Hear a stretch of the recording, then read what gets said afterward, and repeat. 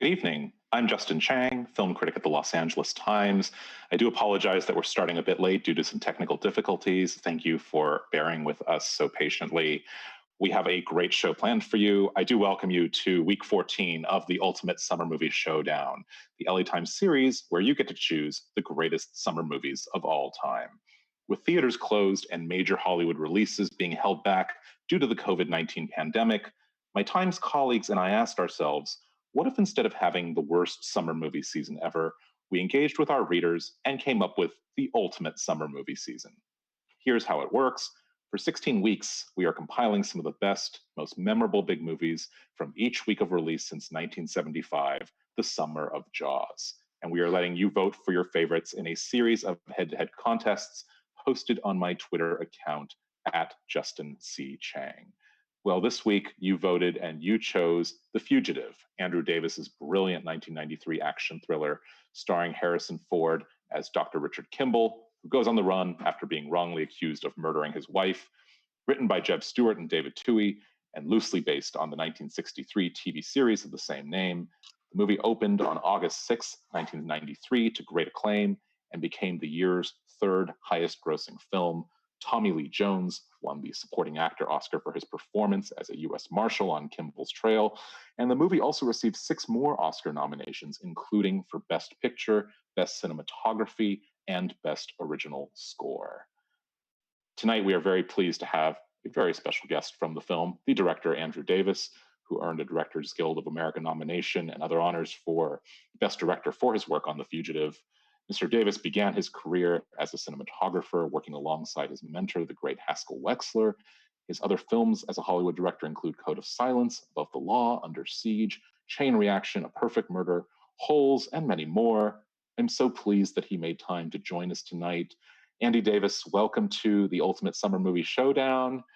Thank you for bearing with us through our slight audio delays as well. But it's such a pleasure to have you with us. Thanks for making the time. No problem. I'm glad to be here. This series has been, I think, a great diversion for all of us during what is a very strange time. How have you been holding up at home? How's life been treating you during this pandemic?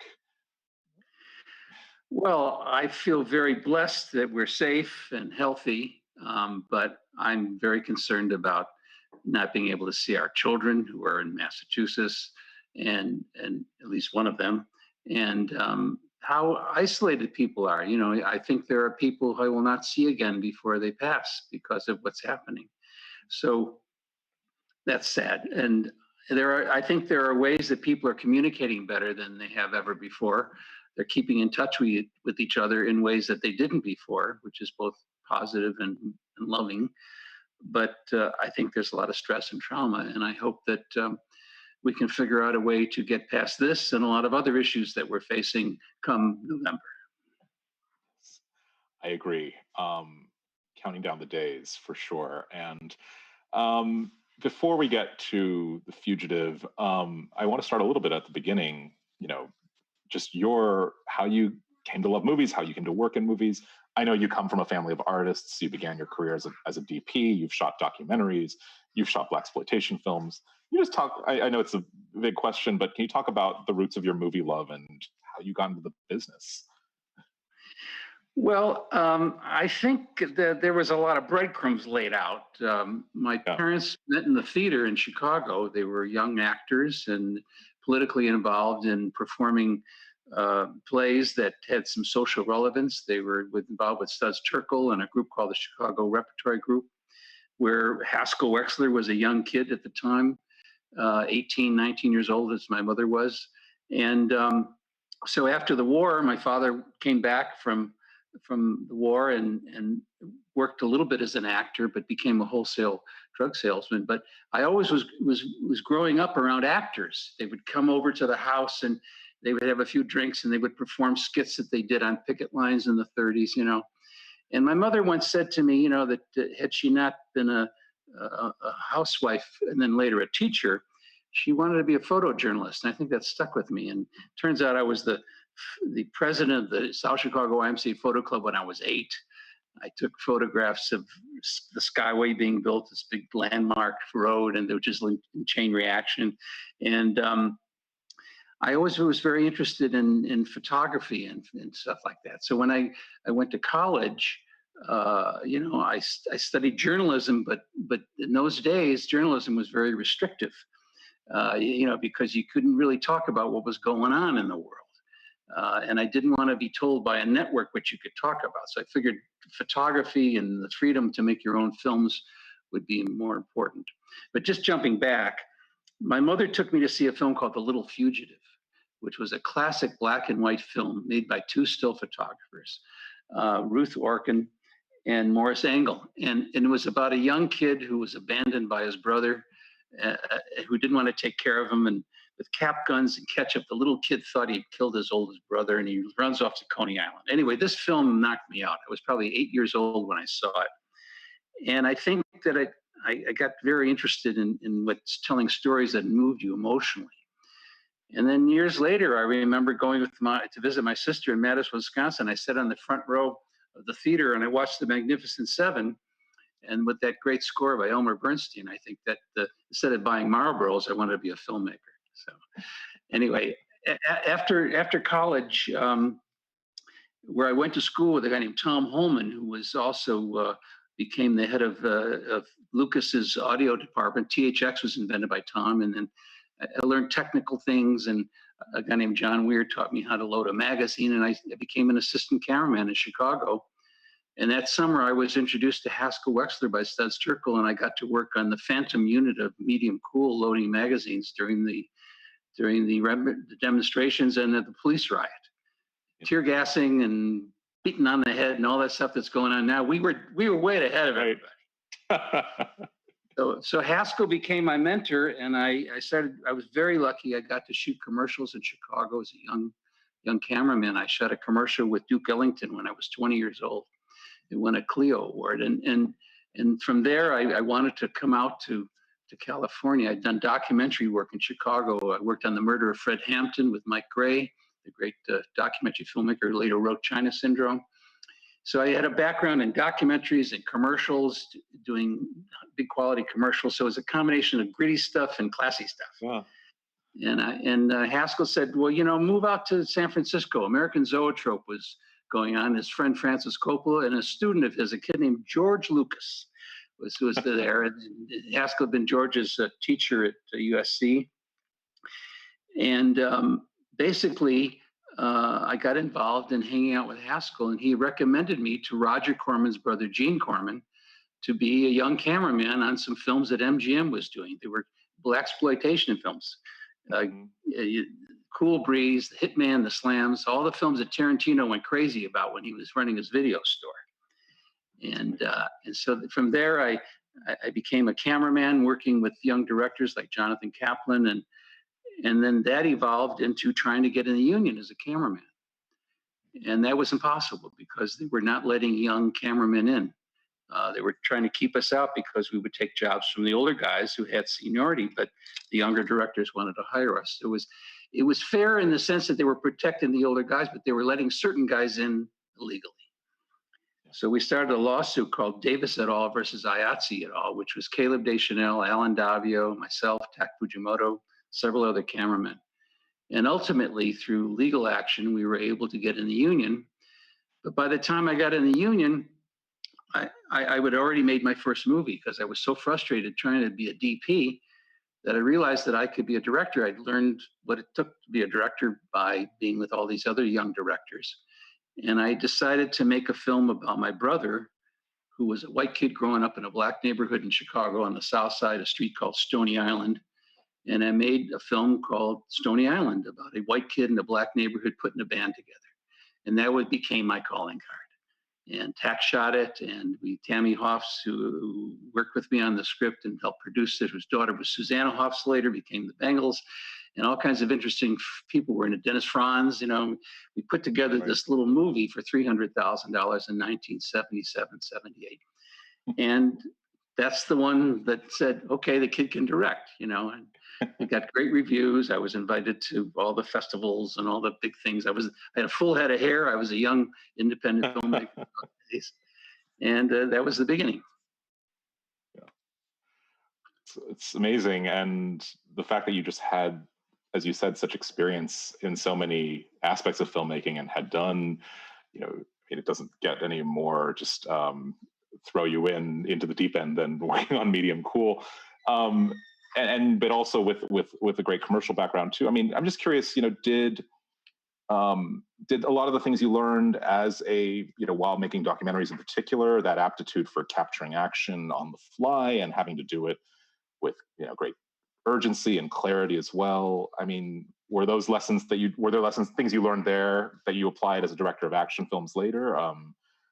Well, not just action films, all films. All films, sure, yeah. All film. And first of all, it was the idea of improvising, which was part of my parents' background. Their good friend Viola Spolin was the mother of Paul Sills, who started Second City, which is a whole history of improvisation out at the Chicago Theater. And so working with actors and improvising was important, but also the idea that some of your best work comes when you're rushed and you have to second guess what you're doing. You have a plan to do one thing, but you have to change because of time or money. So, for example, in The Fugitive, there was this chase through City Hall, and Harrison gets away, and Tommy's got to pursue him. And we didn't want to do a French Connection chase, and we didn't really have an ending. And I said, well, let's let him run through the St. Patrick's Day parade. It was happening around that time. I wanted to put it in Stony Island, but Daley died, and I wound up shooting his funeral instead. And so the sequence in The Fugitive at St. Patrick's Day parade is completely grabbed. I mean, we got permission to be there, but when the plumbers said, okay, let this guy Harrison Ford walk in, and we were able to figure out a way to shoot that and improvise it, and it has a reality to it that makes it feel like you're really there. Yeah. I mean, that on the fly quality, the improvised quality, I know it's amazing because this movie holds up so well. I mean, it's not even holds up, it just works so completely. And yet it's remarkable to look at how tumultuous or just how you guys were just having to, I know the script underwent many changes, and you had a very short amount of time to film it in. You started in like February 1993, and the movie was in theaters 6 months later. You just talk, and I think I love your point about how greatness sometimes emerges from this kind of adversity and this intense deadline pressure. And I mean, it just reminds me of something like Casablanca and making up the script on napkins or whatever the story is. So was there some of that, just sort of that kind of momentum and craziness of The Fugitive? The Fugitive was really unique because I made a film called Under Siege with Tommy and Gary Busey and Steven Seagal and a lot of other people, and Arnold Kopelson approached me at the premiere party and said, "I know your next film," and I didn't know what he was talking about. And I got a call Sunday night from Bruce Berman, who was the head of Warner's production at that time. And he said, "Congratulations, Harrison saw Under Siege over the weekend. He wants to meet with you on Monday." So I went to this meeting. I was sent a script, and the script really didn't make sense. The one-armed man was hired by Tommy Lee Jones's character because Harrison had operated on Tommy's wife. I mean, it was not the story we were going to make. But Harrison had committed, and I needed to figure out quickly how to take this story about a doctor who was falsely accused. And so I've told the story before, and I'm not demeaning Jeb Stewart or David Toohey, but my sister came up with the plot of The Fugitive. She was a nurse at the time at Cedars-Sinai. And I called her up and said, Josie, what can it get a doctor in trouble? And a young intern, a couple of days later, said, what if there's a drug protocol that they want to cover up because there's some bad implications about how it works? And that became the plot of The Fugitive. It became, the Devlin McGregor was a company that we created based on my dear partner, Peter McGregor Scott, Devlin McGregor, and Provasic was the drug. And that became the plot of, why they had to disgrace Harrison with a phony murder charge, So that was a kind of thing where we were making it up literally as we went along. And Harrison and Tommy and myself were all creating dialogue every day. Some of the actors were doing that. We knew what the story had to say on a daily basis, but exactly what was said and how we were going to do it we would go and rehearse, and our Joanne Carlson, our script supervisor, would write it down, and then we would shoot it. And sometimes it was looser than that. So, I think that if you have a great spine to a story, which was basically Les Miserables, which is the story of the fugitive, the unjustly accused man, and as people have pointed out that the tunnels are there for the water release. It became a spine that was easy to hang your hat on and to embellish. Yeah. Does it feel too like there's just a level of freedom, that ability to improvise that is sort of it just feels like such a thing of the past in a lot of studio filmmaking now? I mean, just that willingness to sort of risking. I mean, not entirely. I think it's misleading to say that there's no risk being taken ever, especially and certainly in independent filmmaking as well. But it just feels like there was a level of trust there that you could, that really liberated the project. Yeah. Well, that's true. I mean, we had tremendous confidence given to us by Warner Brothers. First of all, because Harrison was in the movie. Tommy and I had just made their biggest hit of the fall, and they trusted us, and I guess it was something that if you have the ability to get the confidence or be left alone to try things, you're probably going to do better work. If you're nervous about what's going on and they're counting every dollar and every page, how much you shot each day, it's not really that. Luckily with video now, you can shoot as much as you want. You're not processing film, it's just the time. True. I haven't done that, but I know that the shooting ratios don't matter anymore. But yeah. I think that having the ability to feel free to go with your guts, to try things and not be intimidated, and have the support of your crew and your cast is critical to doing good work. Yeah. I know you've talked so many times about the famous train wreck scene, but I think it's, that is going from just areas where you're able to improvise and build on, and then something like this, which I know required such meticulous pre-planning on your part, and you pulled it off in one take, and there were like 27 cameras, and can you tell us a little bit about that? Just the proposing of that scene, the decision to do it that way, and just also again the fact that in these days it seems like that's something like that would be done with CGI, and I think it gains so much from having been staged and having been shot, actually having us seeing something that is really happening. And yeah. Well, the brilliance of the train crash, I have to say, is in the hands of many other people too. I mean, Roy Arbogast was our special effects supervisor, and I remember early on, he said, "We're going to do the greatest train crash we ever did, anybody ever did." It was the one thing that David Toohey really put in the movie, which was part of the TV show. If you watch the TV show, you see that. But Peter figured out a way with Roy to take a track, which the only thing that shot out of Illinois was in North Carolina, that and the dam. And they found a locomotive, they took the engines out of it, and we pushed it from behind and engineered a track so it would be dished off to the side and just set cameras everywhere. And luckily, it happened exactly as planned. Things exploded when we wanted them to explode, and the train toppled exactly what it was supposed to do. And it was there the next day as the background piece. So that's what I love about it. It's not just that the train crash was exciting and Harrison was in terrible jeopardy, at least it looked like that. Yeah. But we had this great skeleton the next day to remember his escape. And it set Tommy on his venture. So, I don't know today how we would do that. I would probably want to do it the same way. There were a couple of shots that were done rear projection with a technology called, I forget the name of it, but anyway, it was Bill Mesa, our special effects supervisor. Introvision was what it was called. Introvision, where we projected from behind when he actually jumped off the train. But it was done very smoothly, and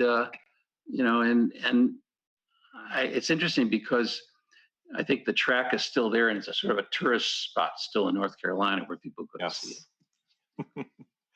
I have a friend who was just telling me about how one of her family members had gone to see it, and it's just wonderful. I love that there's a permanent physical reminder of the film shoot that is there in North Carolina, and it's just like it has left its mark, culturally, but also physically.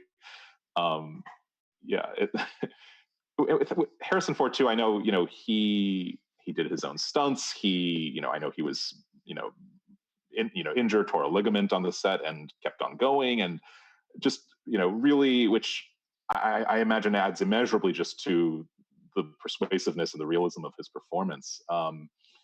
Yeah, can you just talk about directing him? I mean, he's Harrison Ford. He's obviously, action star already, but this is such a human performance too, and it's so it feels so real and so lived in, and it's almost completely silent too. Can you just talk about there's not a lot of talk. Can you just talk about directing him? Yeah, well, in reference to that, I've mentioned this before. I remember we were in the dam just before Harrison had to jump off, and he was, you know, Tommy's got the gun pointed at him, and he's, put your gun down and all that kind of stuff. Yes, yes. And Tommy said, he's the greatest silent actor in the world. I mean, he's fantastic. But Harrison was very involved in as much as he could be involved with him. I mean, we went to dinner one night, and we met a doctor who was at the next table who knew someone who worked with me, and we wound up going back to this guy's house, and Harrison said, "This is what I'll be." He had a beard, he had all kinds of great art on the wall. We literally copied that doctor's house as Harrison's set.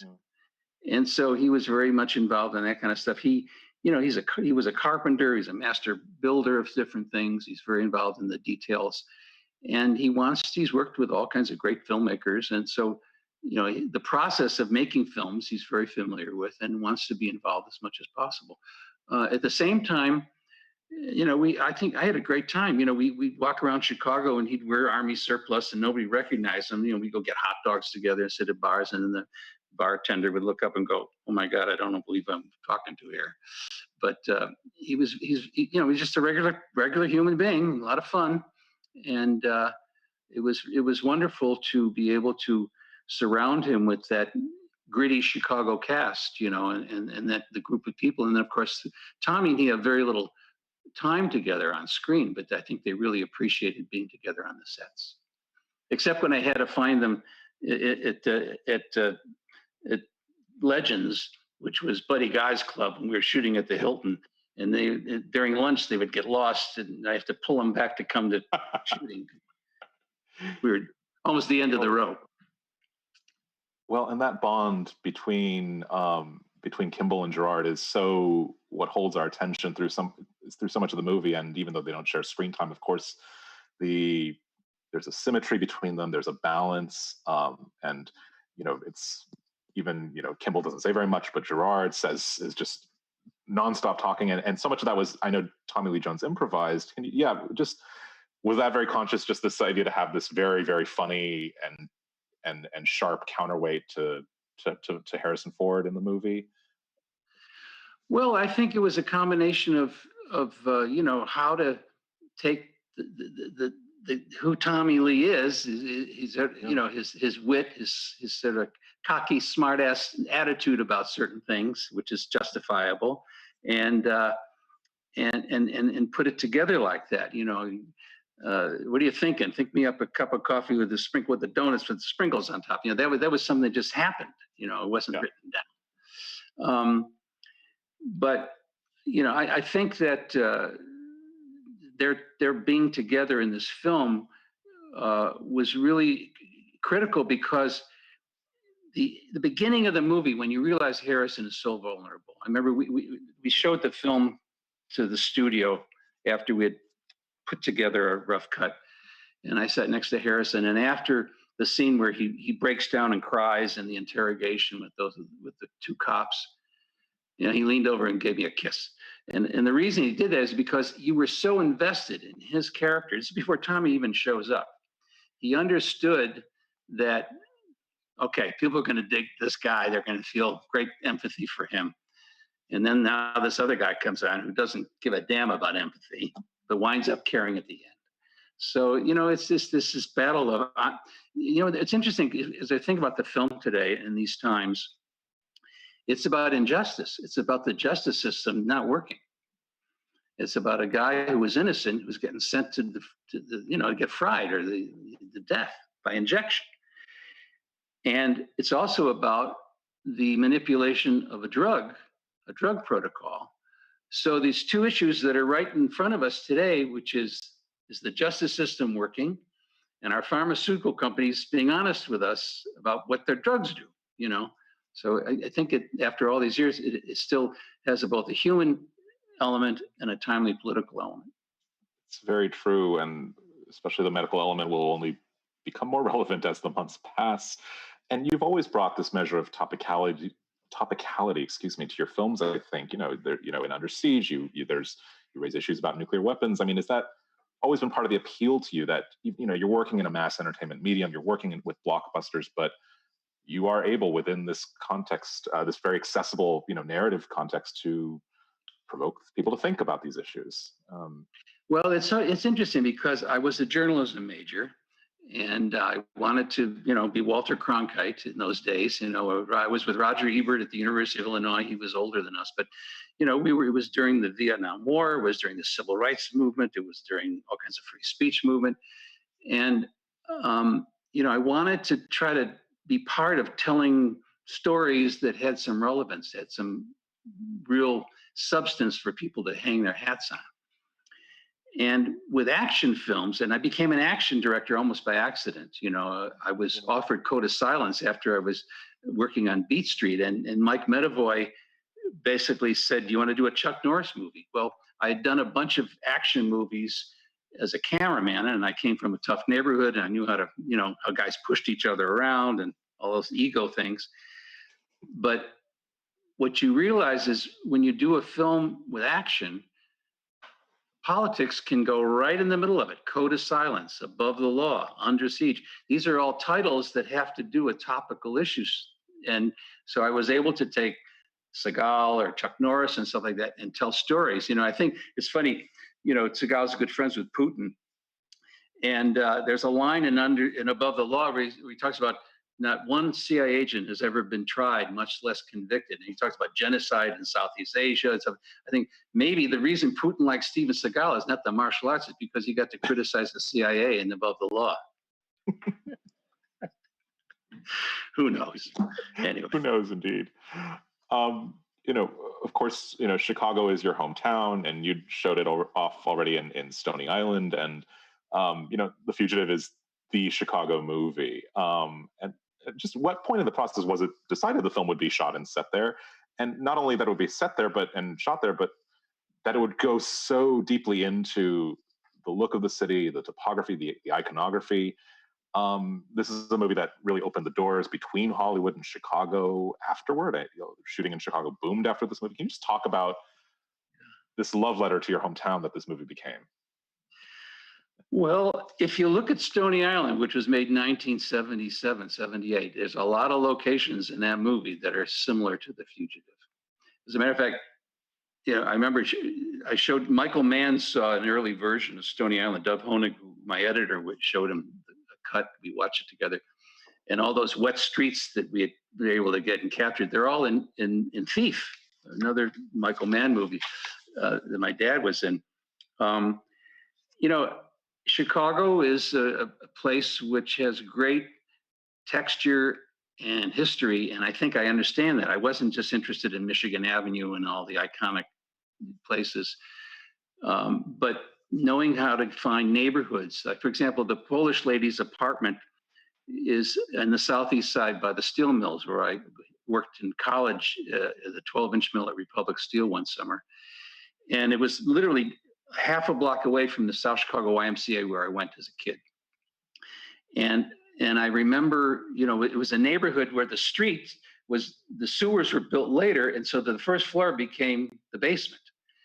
And that's where the cops jump over the line, and Harrison's in the basement in that apartment.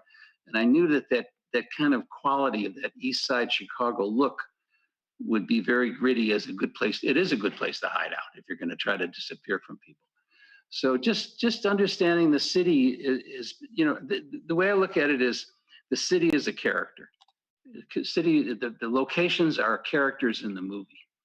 And a lot is said about the people as to where they are and how they behave in those environments. You know, so and in terms of just going back to camera work and seeing things, I think that trying to direct a movie without understanding what the camera can do is like trying to conduct a symphony without reading music.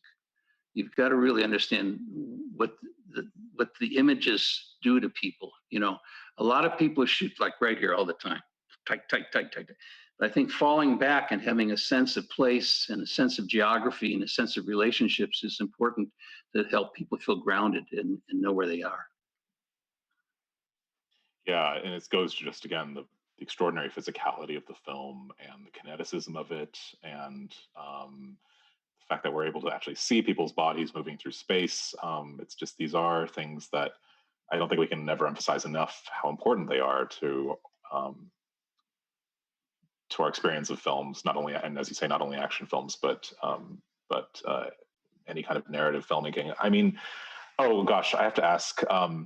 My screenwriter friend Darla Lansu Campbell, who's a Chicago native as well and self-professed #1 fan of The Fugitive, she's always wanted to know why it is that we see the fireworks over Chicago at the end of the movie after the credits, and is there some deeper meaning we're supposed to glean from it, or is it just here? They were free. The skyline. They were free. They're free. Yeah. We were shooting at the Hilton. That's the end sequence, and all of a sudden they started putting them off, and so I said, "Roll it," and it just it was a wonderful thank you from the city. They were at Navy Pier, and it was a thank you from the city for us, letting us finish the film there. Yeah. You always want to end with fireworks. If you can. It's a great way to end. The movie also, I have to say, it has this great, Oscar-nominated score. And I know the composer was very self-deprecating. James Newton Howard was very self-deprecating and didn't, think he'd done a very good job with it. But I think he did, and as someone, when did he say he didn't do a good job? I read that somewhere. Maybe it's apocryphal. I hope so. Well, he should take great pride in it, I think. But just feel but I think it works like gangbusters. And just what did you want particularly from the score, which I think and what did he bring to it? Because I think it does. Well, first of all, I was very lucky to be sort of instrumental in James Newton Howard's career in this sense.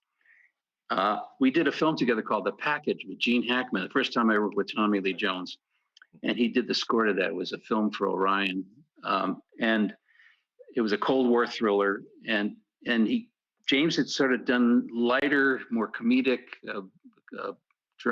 romantic kind of things before that. And Donnie Zimmerman, the editor, introduced me to James, and he did a fantastic job. And if you listen to some of the things in the package, I pointed them out to him, and I said, "I love this Aaron Copland kind of quality that you had." And so what happened was James came to visit me in Chicago. Probably we were, I don't know, 5 or 6 weeks into shooting, and I had some cut scenes together.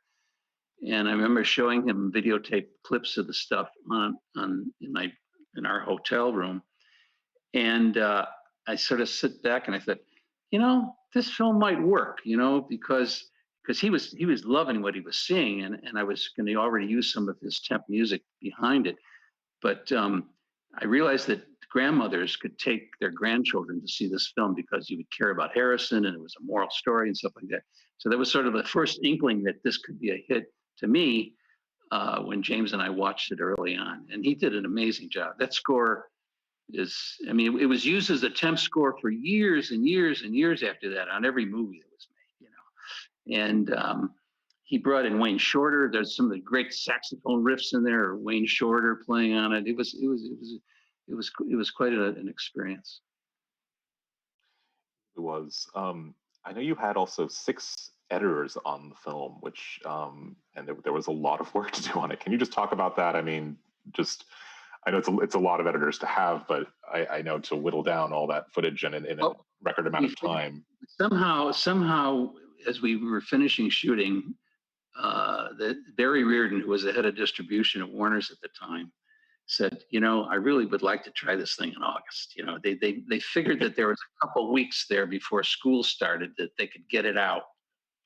And so they said, pedal to the metal, make this movie happen as best you can. So um, Dennis Ferkler and Dov Honig, who had worked with me on Under Siege, and Dov and I went way back. He cut Stony Island, and we go way, way back.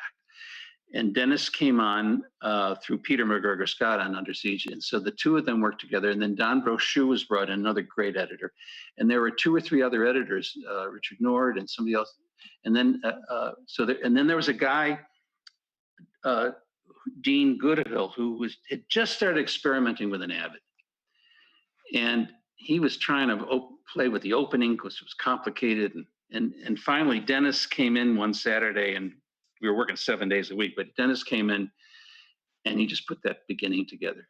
And it was amazing how he was able to compress time and back and forth. So everybody contributed. The main editors, though, were Dennis, Dov, and Don.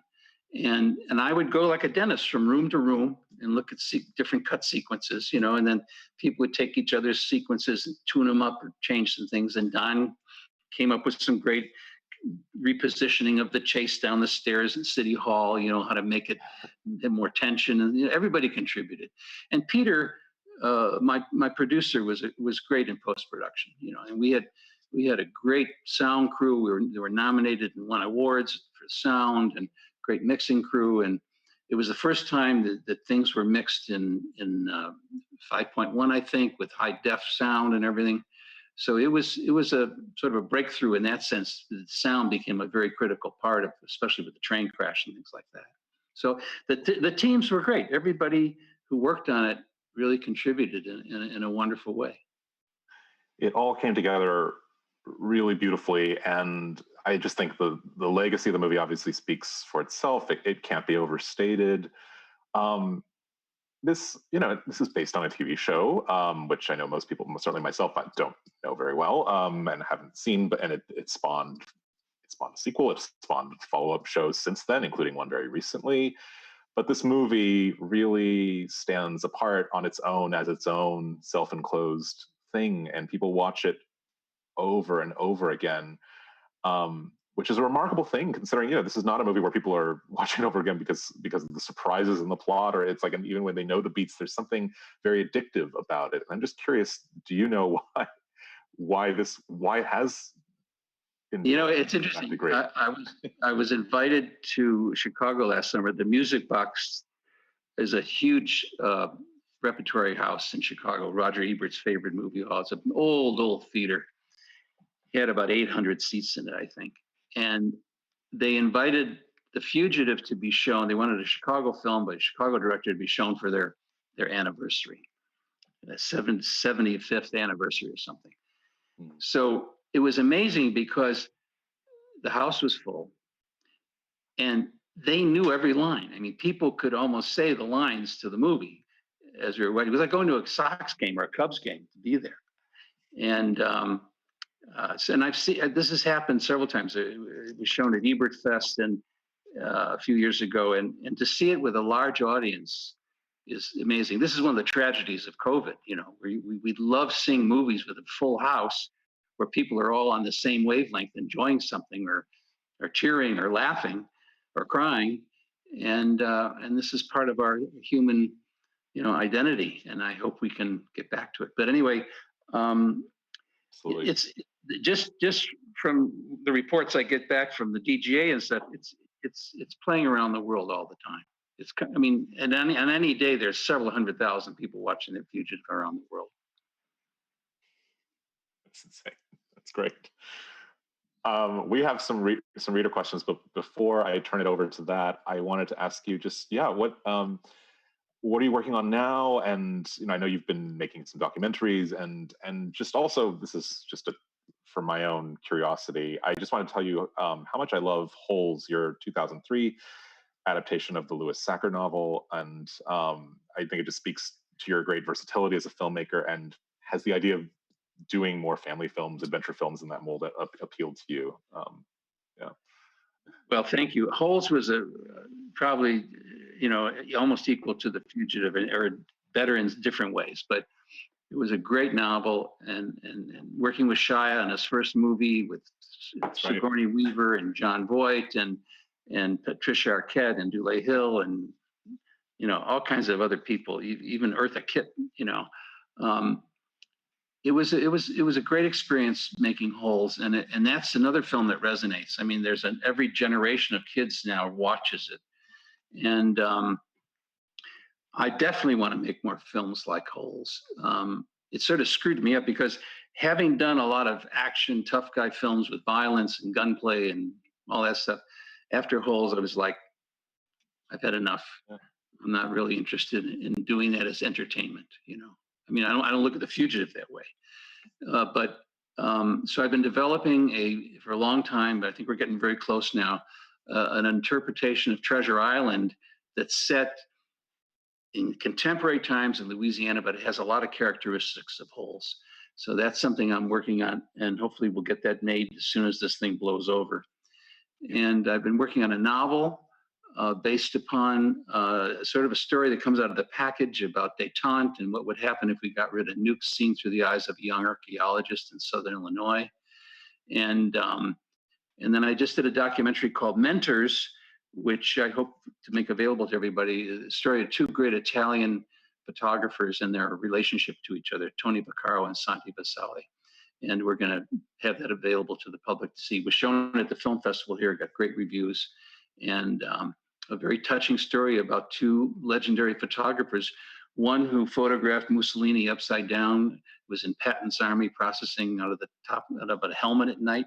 The other who was in Sicily being bombed by the Americans, and they met each other years later and became great deep friends and photographed the most famous people in the world for Look and Time and Life magazine and stuff. So that was good. So anyway, and speaking of mentors, I want to just throw a shout out to Ken Turan, because I know he was your mentor, and I was, so taken by your article about Ken and his what role he played in your life. So thank you for doing that. Thank you so much, Andy, for saying that. And yeah, I miss Kenny terribly. He retired after an amazing run at the LA Times, and I think I was introduced to The Fugitive through him, through his review, and through his putting it on his top 10 list that year. So that's really lovely. Thank you for that. I am so excited to hear what you're working on, and excited to look at some of these reader questions that we have. I think we have about 3 of them. So let's see the first one.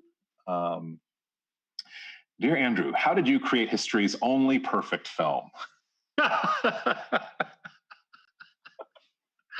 did not send that question. I love that. I did not pay for that question to be sent in. No. $100.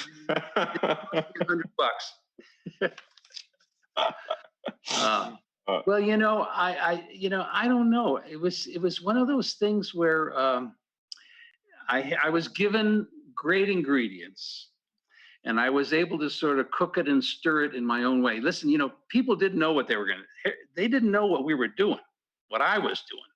I don't think Tommy thought he was never going to this was not going to do anything. Michael Chapman, who I didn't get along with hardly at all, the cameraman, the second cameraman on the thing, he thought it was a piece of crap. He wanted to quit. Peter McGregor wanted to fire him, but we couldn't, and I don't know what Harrison thought. I think when he kissed me, he was so relieved at what he had, at that screening. So people didn't know what to expect. And I think we came back with these golden gems of stuff because of the story and the actors and the talent, and the editing and the score just wove it together. So I think it was really human characters you cared about, material that could be manipulated for the right rhythms, and woven together by the score. That's why I think it works so well. Our next question from another person on Twitter. Why did he have to be a one-armed man? That was inherited from the TV series. That was inherited from the TV series. So we worked it in as a policeman who had hurt himself or lost it on the job. I don't know. Maybe he was working with a saw on the weekend. I don't know. But and then he was doing security for the pharmaceutical company, so it made sense to give him that identity. keep retaining that from the original script from the show. So, and our third and last reader question is. How did you achieve such a great forward flow in The Fugitive? It just sweeps you along in suspense, start to finish. There's no movie like it. Agree. I know you've spoken about this already, but it bears repeating. And I do know that, is it true you kept paring away scenes too, like just cutting out just to retain that sort of unflagging momentum in the film? Yeah, well, there weren't that many scenes that were actually dumped. But when you shoot a lot of coverage, and you can compress things and move things along easier than if you just do a master and coverage. It's not as easy to move. The Steadicam became a very important part of this movie. Steve St. John is a great Steadicam operator who I'd worked with on Under Siege and before that, and we just became very fluid with stuff. Bob Euland was also one of the Steadicam operators. It's interesting. ER was done right after The Fugitive, and somebody told me who worked on that show that they really used to study The Fugitive because of the way the camera continued to move through it. Well, they would do whole days with one shot. They were trying to. It was like a test case. We didn't do that, but I think it had I always wanted a handhold because it was real and you could get close. The Steadicam just opened everything up because you could be there without the shakiness and the jerkiness. So you weren't aware that the camera was there, but you could fluidly go around and be with people. So a lot of the stuff that we have inside of the hospital, police stations and things like that, were done with Steadicam. And I think that has a lot to do with how the rhythms can work. That's great. Andy, thank you. Thank you for being so generous with your time and with your insights. And don't go anywhere just yet, because I'm gonna say a proper goodbye to you when after we've taken this quick little turn our attention to the latest Ultimate Summer Movie Showdown results. We did a special doubles edition this week. We rolled weeks 15 and 16 into a single week as this summer draws to a close. Here is week 15. There were terrific movies in the mix like Fast Times at Ridgemont High, Pee-wee's Big Adventure, The Abyss, Black Klansman. But this ultimately came down to Stand By Me versus Unforgiven. It was close, but you voted, and you chose Stand By Me, Rob Reiner's 1986 coming-of-age classic. That was winner number 1 this week. Winner number 2, let's move on to week 16. More terrific films like Life of Brian, David Cronenberg's The Fly, An American Werewolf in London, Crazy Rich Asians, District 9, Bring It On, Superbad. Your top 2 finalists this week were 2 very different hallucinatory war films, Apocalypse Now and Inglourious Bastards. You voted, and the winner, of course, was Apocalypse Now, Francis Ford Coppola's 1979 epic masterpiece, which of course marks a very fitting end to this Ultimate Summer Movie Showdown. We will be back with one more episode this week, and there will be more polls this week. We're heading into a big finale on next week's Ultimate Summer Movie Showdown. We are taking all 16 winning films and pitting them against each other in a final round of Twitter polls to determine the ultimate summer movie. Those polls open at 8 a.m. Pacific Time Monday on my Twitter account at Justin C. Chang. And so to recap, these are the winners that you chose from these past 16 weeks in this epic series.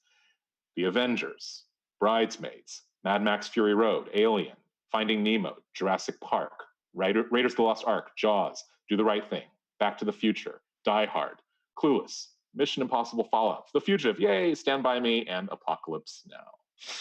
Quite a list of films, very impressive, very well done, readers and viewers.